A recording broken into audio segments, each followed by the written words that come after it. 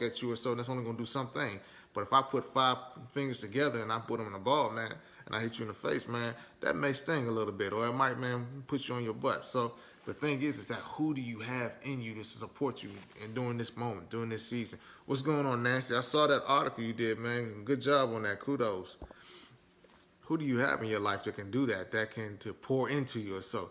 If not, then man, I think that that is very much of a travesty, and I think that's something that you definitely have to look look for. PJ, what is that? You know I don't read emojis. But again, that's something, man, definitely that we have to look into, because there are many people that we all connect, and then here's the biggest thing. So on the flip side of that, fit. Not all of us fit together. It's not about black or white. It's not about right or wrong. It's not about who's good, bad, or evil, or anything like that. A lot of us don't fit, and that's cool.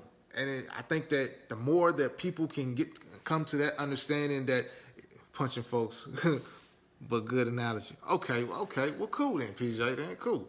But again, it's just a lot of us just don't fit together. Some of us like lemonade. Some of us like Arnold Palmer's. Who knows? But it's just people, they find times when they don't necessarily connect with another person in whatever setting, and then sometimes there's some confusion, there's some disruption, and then you start labeling, well, he was just a bad person, or she was just a bad person, or it wasn't just a good fit. And that's cool, that's okay. And you can go on about yours and they can go on about theirs, and maybe one time you can find who is the better fit for you, especially when you know who you are. But if you don't know who you are, and if you don't have any self-worth or self-identity, or you haven't been taking the time to not necessarily diagnose yourself, but learn yourself, then you come in those places and spaces where it's like, man, you're just searching and you're just jumping from person to person and person and person to person. And then, man, you have this victim mentality, or, man, this victim history that says to yourself that everybody just hurt me. There's no good men out there. There's no good women out there. All these women are everything. So then in turn, now you want to take on another identity where it says that what I want to do is I'm going to go out there and I'm going to hurt other people because I felt like I was hurt. But your cognition and your perception of the situation in the beginning essentially probably was misguided because you didn't know who you are and you didn't have necessarily a good fit with somebody. And that's it. It's cool. It's cool to be vulnerable. It's cool to to admit to yourself that, hey, I'm not for everybody. When I'm working with clients or so, I am not for everybody, and I do understand that. And the sooner that I figure that out and you figure that out, the less time that we waste, and the more time you have to go and find someone else that can speak into your life or say the things that you need to. I guess, man, it just goes without saying, because we run into so many of these conflicts and situations one with another, where it's just mind-boggling, because maybe maybe she was an introvert, or maybe he was an introvert, and I don't even think really has anything to do with any of that. It's just that y'all don't fit, and it's cool. And so that's one of the biggest things. If I could leave anything with anybody that's under the sound of my voice, man, it's okay to be you, and it's okay to continue to search and look to find somebody who resembles that connection with you, and it's all right. And sometimes it takes a while. And learning about yourself through that period is even more beautiful. It's awesome, because you know what you go for and what you're not going to go for. It's you learn that, okay, maybe I do need to find ways to share my life or share my space with somebody else. Then somebody who just jumps out there into anything and everything because they feel like they need somebody and I have to be attached to somebody and all other kind of stuff.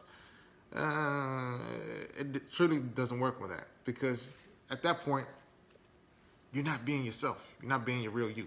You're not. And then also, the last point is you're not ready to serve. You're not ready to impart the gifts that, man, the Creator has put in you into the other person's life. So because of that, man, they're missing out. And because now they're starving and they're possibly looking for others that are around them to fulfill those voids or fulfill those needs or that slot that, man, you have. But if you're so needy, if you're so thirsty, if you're so hasty, you possibly will never get to it.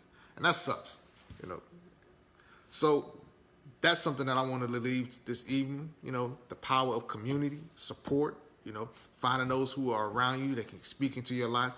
Everybody should have them. You should always have that person that can tell you the truth, that you respect their opinion, that they challenge you. I've got people in my life, you know, some of them aren't therapists, but they just talk real game to me. And they'll just say, hey, look, man, I think, man, that you scared right now. I think you scared that you couldn't do this in X, Y, and Z. So we need that community. Everybody should have that.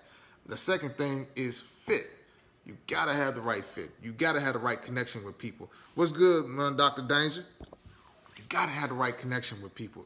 Whoever, man, is in your life, man, some people, they're there to pour into your life. Some people are not. Some people are there to be lovers. Some people aren't, you know, and it's not necessarily a right or wrong thing. You know, I never understood that even in college or in high school or just anywhere, there are millions of people on this earth, but we all just, man, gravitate to our familiar, to just our regular settings. We never seem to branch out and try to find people that are just in different corners. We just look in these different, you know, pockets, and we stay in those pockets, never exploring the whole community or what God has given us. And that just sucks. What's good, Patrice? And that just sucks because, man, we miss out. And it's not that, you know, it's not out there. It's just because you're not looking. It's not because you're not challenging yourself and you're not extending yourself to be able to see something farther than your nose or farther than your belly. And that's just garbage, man, in the end. And so I say to everybody, man, you know, find ways to find people who fit you. First, identify who you are. Then go out there, man, and look, man, who you connect with, man, so that you can build together. And it's not necessarily in a relationship, but it's in a partnership or it's in a good friendship or so. But building, what it does is, man, it leaves a monument that, man, can be seen, man, for generations, if possible, you know. For more on this topic and topics like this, visit us at bushcounselingservices.com. That'll be easy. Good night.